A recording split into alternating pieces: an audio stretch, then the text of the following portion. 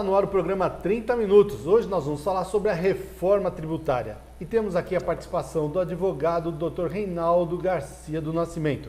Tudo bem, doutor Reinaldo? Tudo jóia. Obrigado por ter vindo. Eu que agradeço a oportunidade e a participação desse programa, que já é um programa de sucesso, né? Obrigado. Para todos os empresários, não só aqui na região do ABC, mas do Brasil hoje, a maior preocupação é saber que se demitir alguém vai ter ação. Hoje parece que virou a indústria. Demitiu, tem ação trabalhista. Isso já está normal também no seu escritório, doutor? Já. Nós temos muitas reclamações trabalhistas, nós advogamos basicamente para empresas, né?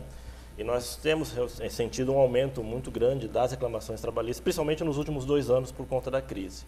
É evidente que a legislação trabalhista ela precisa ser reformulada para que esse tipo de... Porque há uma questão que a gente deve fazer sempre. Por que um aumento tão grande de reclamações trabalhistas? É só por conta da crise? Se a gente for analisar a fundo a questão, nós vamos perceber que não é só por conta da crise, né? Existem outros fatores. A própria legislação trabalhista, ela facilita e estimula que o empregado ou ex-empregado busque a justiça do trabalho, né? Então, essa é uma situação que uma reforma poderia contribuir muito. Porque há situações ainda em que a empresa não sabe bem o que fazer, né? Porque mesmo aquela que quer dar algum benefício para o seu empregado, ela esbarra na própria CLT, né? Porque uma vez que você confere algum benefício, você jamais pode voltar atrás. Então fica muito complicado o empresário hoje, que está numa situação um pouquinho melhor, falar eu vou conceder isso para o meu empregado porque eu quero que ele trabalhe melhor, quero que ele trabalhe mais satisfeito. Amanhã ou depois, numa crise, ele fala, olha, isso daqui eu preciso retirar. E pode ser uma coisa, nós não estamos falando aqui de direito fundamental do trabalhador, ou que vai ferir a dignidade dele, mas algum benefício que poderia ser facilmente retirado, o equilibrado, né, para aquele momento de dificuldade, infelizmente a legislação impede. A gente tem ouvido falar sobre a questão da forma. Da mesma forma hoje que se faz qualquer ação por causa da questão da informatização, já está lá no computador, o advogado chega, coloca tudo que já tem, a partir, que não pode esquecer, do dano moral. Não há a possibilidade também dos juízes botarem um freio nisso? Porque se simplesmente todo mundo colocar o dano moral como já coloca hoje, não tem o porquê, está dando mais trabalho para a justiça. Se ele também não tiver do outro lado e falar alguma coisa, sempre vai ficar, né? Parece que está litigância de má fé, quando a pessoa coloca algumas coisas que a gente sabe que não tem nenhum cabimento. Levantou uma questão que é real, né? O dano moral virou uma indústria, né? E isso tem que ser combatido. Alguns juízes já perceberam isso, alguns tribunais já perceberam isso, e eles começam a modificar o entendimento sobre o dano moral, né? Começam a criar regras para você compreender e poder identificar se houve realmente o dano moral ou se não houve o dano moral. As pessoas confundem muito o dano moral com assédio moral e acham que uma ordem do empregador já pode causar um constrangimento, e não é bem assim. O dano moral ele está muito ligado à subjetividade do indivíduo, né? Aquilo que eu recebo bem, por exemplo, outro trabalhador pode não receber bem. É uma ordem, uma determinação, e isso provoca essa indústria de dano moral, porque encontra-se a facilidade no judiciário. Mas eu tenho percebido que quando ocorre o dano moral, os juízes estão tomando um pouco mais de cuidado, não simplesmente concedendo dano moral da mesma maneira que estão sendo pedidos. Infelizmente ainda há um grande excesso de pedidos de dano moral.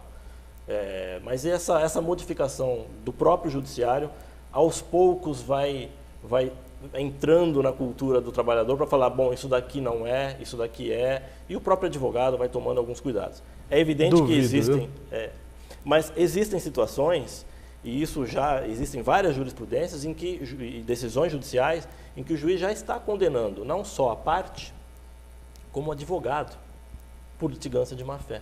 Porque há pedidos que são tão absurdos que é claro e evidente a litigância, né? Então, o reclamante sai condenado por uma litigância de má-fé. E você teve algum caso já no escritório desse tipo? Não, ainda não. Queria ver, não. Mas nós já tivemos notícias, já tem decisões de primeiro grau e confirmadas em segunda instância, em que o trabalhador entra abusa do direito dele, porque ele tem o direito de pedir aquilo que ele acha que deve, mas todo direito ele tem o seu limite, né? Sabemos bem disso. E quando você abusa desse direito, você então pode incorrer numa litigância de má-fé. Quando o juiz percebe isso, ele então condena o reclamante sim à litigância de má-fé. Nós tivemos um caso aqui em São Caetano muito interessante de uma colega nossa daqui da cidade, que ao defender a empresa por causa de uma funcionária que foi demitida e estava grávida. A empresa não sabia que estava grávida e, como o senhor sabe, é proibido fazer inclusive o exame de gravidez quando demite. Quer dizer, era uma forma até de garantia, tanto para a funcionária como para a empresa, mas a lei ainda proíbe que se faça isso. E passaram-se os 2 anos, ela entrou com o pedido, não os 2 anos não, 1 ano e meio, estava dentro do prazo ainda, ela entrou com o pedido de ressarcimento porque ela foi mandada embora e estava grávida. E no momento, até o que acontece hoje, normalmente o que é? Juiz paga. Não, nessa situação de gravidez, a empresa realmente não tem a empresa muitas vezes ela não faz por maldade, né? Ela não sabia. E isso tanto no momento da contratação quanto no momento da demissão, isso ocorre bastante, né? No momento da contratação, a pessoa às vezes não informa que está grávida ou também não sabe que está grávida, vai saber depois da contratação, e nessa situação a empresa então tem que respeitar a norma, tem que conferir a estabilidade que é da gestante, e no caso da demissão, ela acaba por indenizar. Então, mas teve um caso aqui em São Caetano que a juíza, ao olhar, perguntou para a ex-funcionária, mas você não sabia que você estava grávida? Ela falou, não, não sabia. E depois, quando você soube que você estava grávida, por que você não retornou na empresa? Né? Aí ela disse, porque eu não sabia também que eu podia retornar. Ué, e por que você entrou com a ação agora? Ah, porque uma colega disse que teve o mesmo problema, entrou na justiça e ela ganhou os direitos. Falou assim, mas aqui você não vai ganhar, porque você teria que ter voltado e eu não posso fazer um enriquecimento ilícito, porque se você não sabia, a empresa não sabia, não há motivo para você ganhar essa ação. E a juíza deu a causa contra a funcionária, coisa inédita. E em segunda instância também o tribunal confirmou. Quer dizer, parece que o tribunal já começa a realmente mostrar que, litigância tem que pensar 2 vezes antes de beneficiar, porque senão sempre vai continuar um círculo viciado e não vai ter parada, né? O próprio judiciário alimenta essa situação, né? Então, quando ele começa a tomar os seus cuidados, e é inerente dele fazer isso, porque ele não está lá exclusivamente para proteger o trabalhador, mas para buscar um equilíbrio nessa relação trabalho e capital. Então, quando se busca isso e se encontra esse equilíbrio, na verdade, as injustiças deixam de ser cometidas, né? Qual o dano moral hoje? Qual é a coisa mais normal as pessoas pedirem? As pessoas pedem dano moral por várias situações. Porque um colega ofendeu de alguma maneira, por uma brincadeira entre colegas, porque a empresa não pagou a hora extra que ela acha que ela deve receber a hora extra, então, como ela não recebeu aquela hora extraordinária, ela entra, cobra a hora extraordinária e também cobra o dano moral por isso. Então, os pedidos são, assim, para todos os gostos, na verdade, né? Agora, uma coisa, novidade também que eu vi essa semana, foi a questão da empresa entrar contra o funcionário com uma ação trabalhista. Também, para mim, não era uma coisa normal. Já aconteceu entre os seus clientes, doutor? Nós não tivemos ainda a necessidade de entrar contra o reclamante, contra o trabalhador, né? No caso, nós seríamos do reclamante. Mas eu já vi isso. Tá? Eu já vi de empresa entrar. Há situações em que a gente busca o judiciário, isso já aconteceu no escritório. Porque, por exemplo, o empregado desaparece, some ou falece, e a empresa tem que fazer a rescisão e não tem como ou para quem pagar a rescisão. Então, a gente é obrigado a buscar o judiciário para promover a ação judicial, para localizar quem de direito para poder receber essas verbas trabalhistas, né? Então, depende da situação. Mas há situações, sim, que a gente tem que buscar o judiciário, porque o judiciário ele não está lá só para o trabalhador, né? Ele também está lá para a empresa. A empresa tem que começar a perceber que o judiciário não é só para ela ir lá e se defender. Não, ela também pode ir lá para falar, olha, isso aqui está errado e eu quero ver isso aqui corrigido. Eu quero que esta ou aquela situação seja corrigida. Então, não há problema nenhum nisso. Não há cultura. né? É uma questão de cultura, não há essa cultura. A empresa normalmente ela fica na passividade, ela espera ser chamada para então se defender. Muito bem. Outra coisa que nós ouvimos também agora são as questões das ações para entes mortos. Quer dizer, a família pode também entrar depois mesmo da pessoa ter falecido? Pode. A família pode entrar, dependendo da situação, do que ela for reclamar, ela pode entrar sim. Às vezes ela está reclamando a própria rescisão, né? A liberação de um FGTS, então a família tem sim o direito de entrar. E como a empresa pode se prevenir? Tem uma forma de a empresa já falar assim, não, olha, tem que fazer uma regrinha aqui que a gente não pode errar nisso, porque vai dar ação. Qual que é a fórmula hoje para a gente postar aqui para os nossos telespectadores? Olha, se há que existe. A legislação ela é tão complexa, né? Porque quando a gente fala em legislação trabalhista, ela não envolve só a área trabalhista ou só a CLT, né?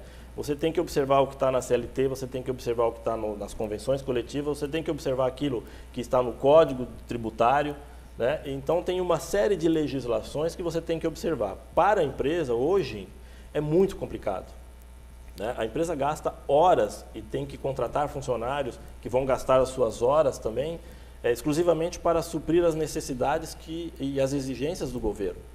Então, é complicado. É evidente que se você tem um manual de conduta, né, isso pode evitar uma ação de dano moral, ou um assédio moral, ou uma ação por assédio sexual, né? Se você tem esse manual de conduta, se você tem alguns controles que podem ser feitos, e qualquer empresa, não importa o tamanho, é bom que se diga isso, ela deveria ter, né?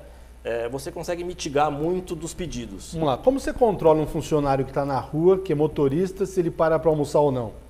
Então, essa é uma das questões que é complexa. Você pode controlar quando você utiliza os mecanismos de tecnologia que nós temos hoje, né? Então, tem empresas que, por exemplo, elas filmam. Eu estou dentro do carro, dirigindo, estou sendo filmado pela empresa, que é perfeitamente legal, tá? Então, eu sei a hora que o motorista parou, eu sei a hora que ele voltou, eu tenho o trajeto dele, então eu consigo fazer o controle, né? Agora, se eu não tenho isso, fica complicado o controle. Muito bem. Nós estamos entrevistando o Dr. Reinaldo Garcia do Nascimento, vamos fazer um breve intervalo e na volta voltamos a falar sobre a questão da reforma trabalhista. 2 minutos e já voltamos.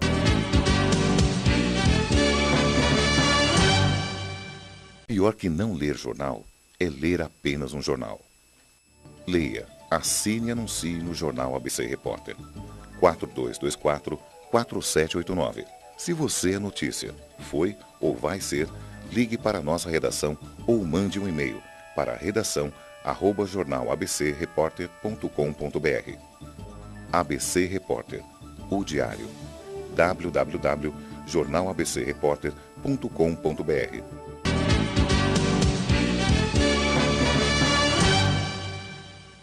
Nosso programa 30 Minutos hoje está entrevistando o advogado Reinaldo Garcia do Nascimento, que é do escritório Guirão Advogados, nosso parceiro aqui de São Caetano do Sul, e que falou um pouco aqui sobre a questão da reforma ainda falando mais dos problemas trabalhistas que nós temos hoje em dia. E o que nós vamos falar agora é sobre o da reforma. O senhor acha que tem reforma esse ano?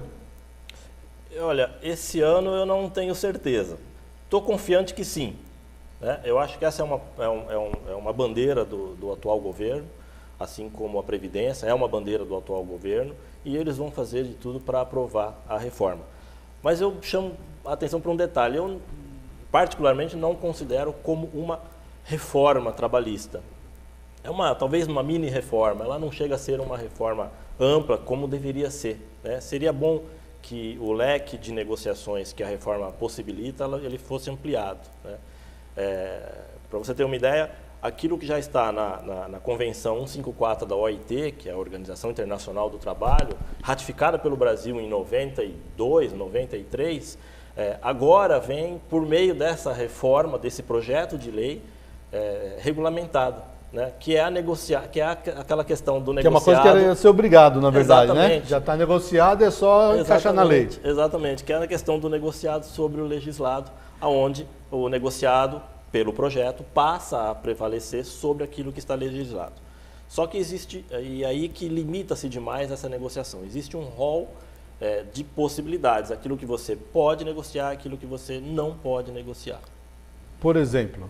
Você pode negociar, por exemplo, horas itinerary, que é aquele intervalo, aquele tempo que o trabalhador gasta da casa para o trabalho, do trabalho para casa.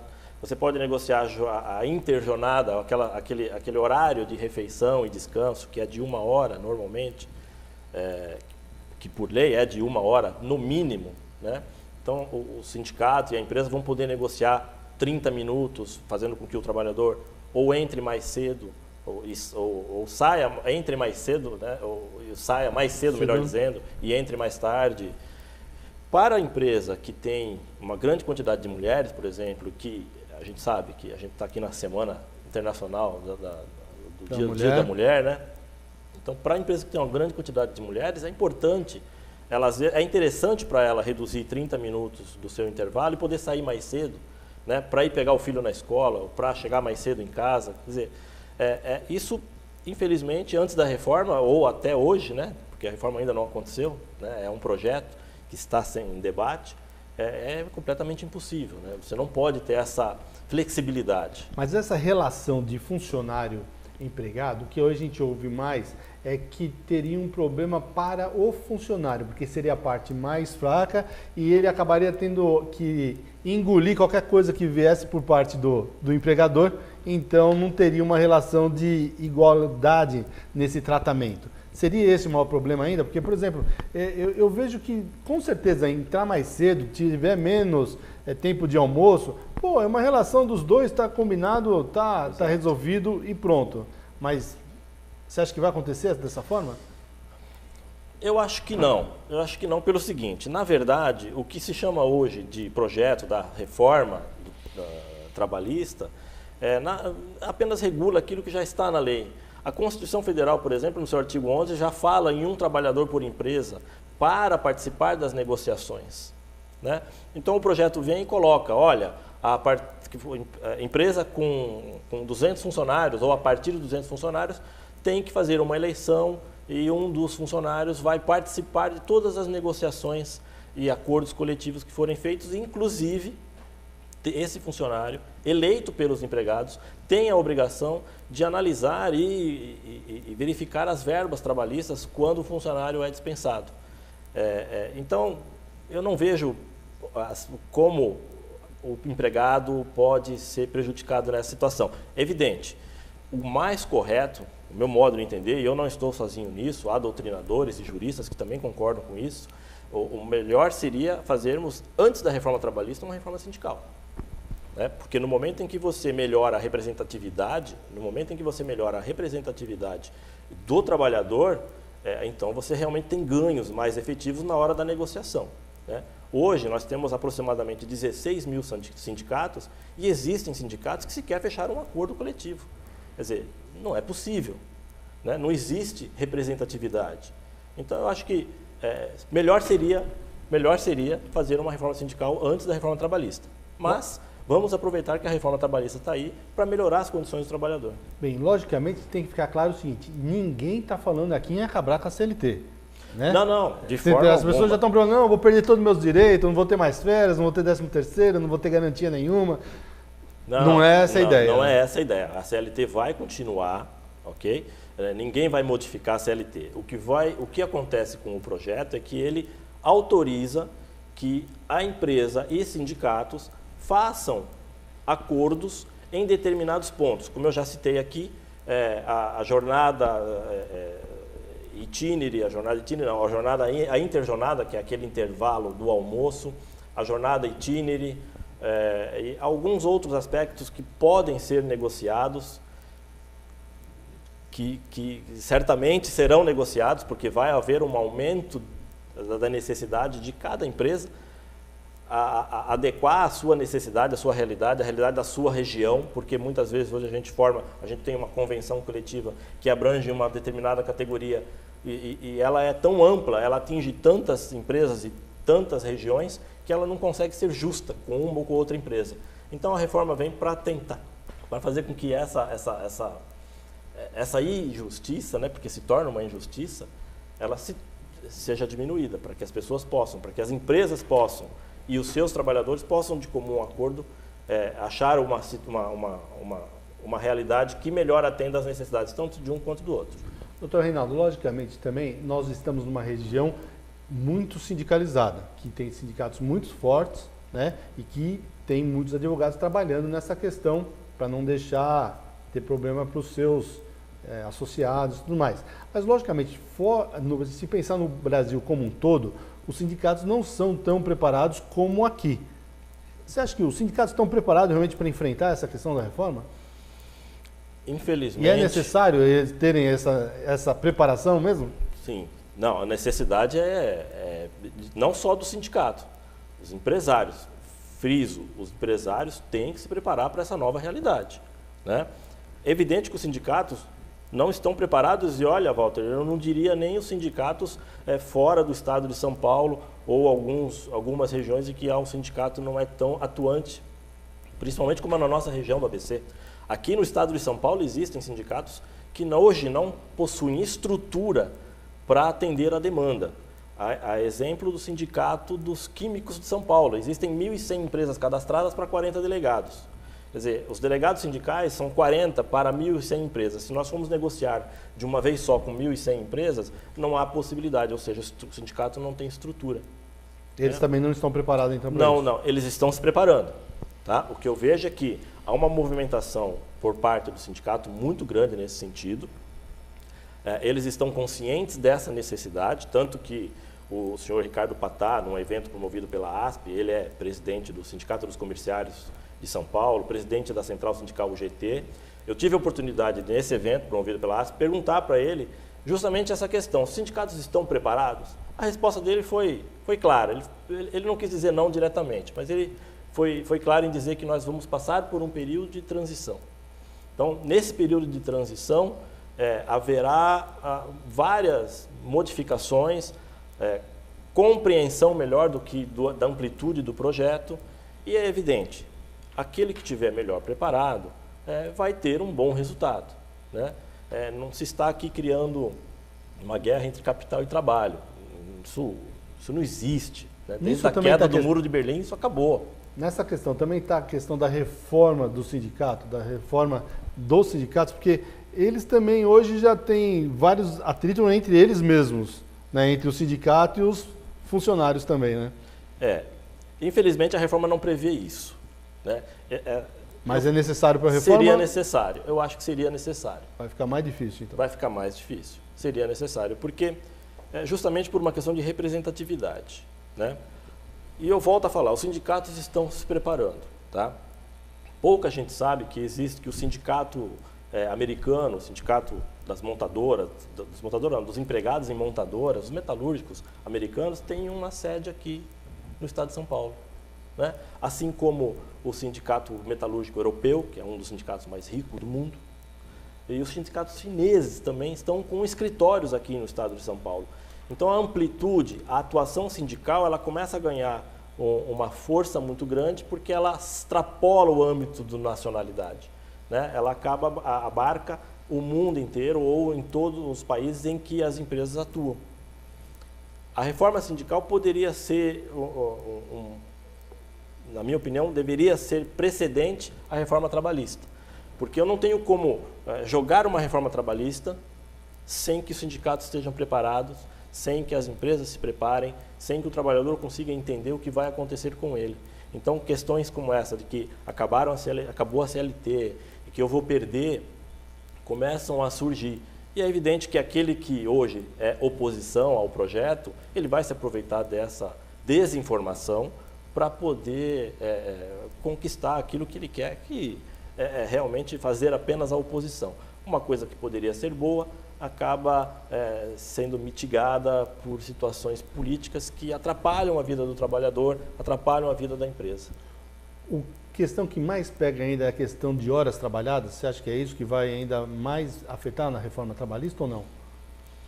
Eu acho que... Ou a forma de cumprir a tal das 8 horas diárias? Isso é algo que o projeto traz, né? Hoje, a CLT determina o seguinte: nós temos 8 horas de trabalho diário e 44 horas semanais, o que totaliza 220 horas. Né? Mas o projeto muda essa situação. O projeto coloca que você vai trabalhar 220 horas, ou seja, a mesma quantidade de horas que você faz hoje, correto? Só que ele autoriza que você trabalhe 12 horas num dia, por exemplo. Né? No máximo, 48 horas semanais, mas dentro das 220 horas por mês. Então, é uma mudança que vai trazer reflexo para o trabalhador que está habituado a 8 horas diárias, não que ele vai deixar de ter as 8 horas diárias, mas eventualmente ele pode ser determinado que ele cumpre 10 horas, 11 horas, 12 horas no determinado dia, dependendo da demanda da empresa. Deixa eu dar um exemplo assim, por exemplo, do garçom. Né? O garçom trabalha praticamente das 11, muito cedo ainda, mas das 11h30, né, até 2h30 da tarde, e depois ele não trabalha. Não. E se ele começar a trabalhar de novo à noite, aí a empresa tem que pagar hora extra para ele, porque vai ultrapassar as 8 horas diárias. Não é mais fácil fazer um acordo entre as duas partes, para ele trabalhar uma parte no horário do almoço e outra parte no horário da noite? Seria, né? Mas infelizmente o projeto já não prevê essa situação específica. Mas vai ter coisa Entendeu? muito assim. Nós Mas temos vai ter. muito problema Por assim, isso, né? Motoristas que trabalham em empresas de transporte, eles vêm aqui na General Motors, carregam os funcionários às 5 da manhã, né? Não, entram, né? Pegam às 5, começa às 6, aí ele fica das 6 até às 8 para entregar na fábrica, às 8 ele parou, trabalhou 3 horas, ele só vai voltar a trabalhar às 2 ou 3 da tarde para recolher de novos funcionários. Quer dizer, ele fica essas 5 horas parado e a empresa tem que pagar essas 5 horas para ele. Sim, porque é o que a gente chama de tempo à disposição da empresa. Então, todo o tempo em que o trabalhador está à disposição da empresa deve ser remunerado. Então, mas nesse caso ele não estaria à disposição da empresa, né? Isso que a gente quer dizer. Porque ele vai ficar ali parado, esperando só o horário para dar novamente. É uma situação em que aí a empresa e o sindicato podem acordar de uma maneira diferente. Né? Você acha que vai ter essa previsão na lei? No projeto não consta Não isso. consta. Não consta isso. Né? Mas nada impede que o sindicato faça isso. Apesar do judiciário, infelizmente, anular muitas das questões que são firmadas entre sindicato e empresa. Né? Quer dizer, e aí a gente volta àquela questão de direito individual que a gente começou a nossa entrevista.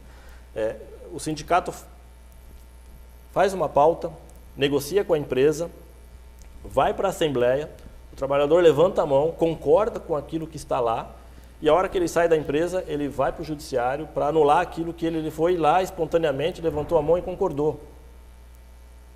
Então, essa é a situação que nós temos hoje e, infelizmente, o projeto não vai resolver isso. E nesse caso não vale o pacta sunt servante? Está combinado, está no contrato, tem que ser cumprido? Vai passar a valer com o projeto, mas vai valer exclusivamente naquele rol que o projeto traz. Então, não para tudo. Mas hoje, apesar de não estar no projeto, houve um acordo. As duas partes fizeram o acordo. E mesmo assim, rói a corda. Exatamente. E aí o judiciário não cumpre o que está no acordo. Exatamente. Infelizmente, esse é o nosso cenário. Então, para a empresa, a insegurança jurídica nesse aspecto é enorme. Né? Por isso que eu falei no começo da nossa entrevista, há situações em que o empresário até gostaria de dar algum benefício para o seu empregado, mas ele não tem condição de dar justamente porque ele esbarra nessa legislação. Quer dizer, aquilo que eu fizer hoje, eu não tenho como rever depois. Né? E o sindicato também não tem, mesmo que o sindicato queira, porque há situações em que o sindicato e a empresa já fecharam o acordo, o Ministério Público Público do Trabalho entra com uma ação para anular aquilo. Quer dizer, algo que foi acordado entre o sindicato e a empresa, e o sindicato fez uma assembleia, o sindicato possui um departamento jurídico, o sindicato tem legitimidade para representar o trabalhador nessas situações, acaba sendo anulado. Então, para a empresa é um risco muito grande. Por isso que eu falo, não é bem um projeto, né, de reforma. Ele reforma talvez um ou outro item. Pinceladas.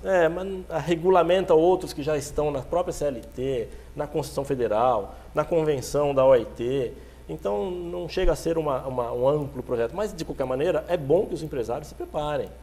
Porque você vai passar a negociar determinadas questões diretamente com o sindicato. E o sindicato faz negociação todos os dias. Eu costumo dizer que o sindicato faz negociação todos os dias, o empresário não. Muito bem. Nós entrevistamos o Dr. Reinaldo Garcia do Nascimento, muito obrigado pela sua participação. O Dr. Reinaldo também escreve aqui no nosso jornal ABC Repórter, inclusive estamos deixando aqui embaixo o site do escritório Guirão Advogados, o telefone para você poder fazer contato. Se tiver dúvidas também, mande para nós, quem sabe aí o Dr. Reinaldo pode responder para nós e trazer algum alívio aí nas suas dores do dia a dia do empresariado do Brasil. Certo, doutor?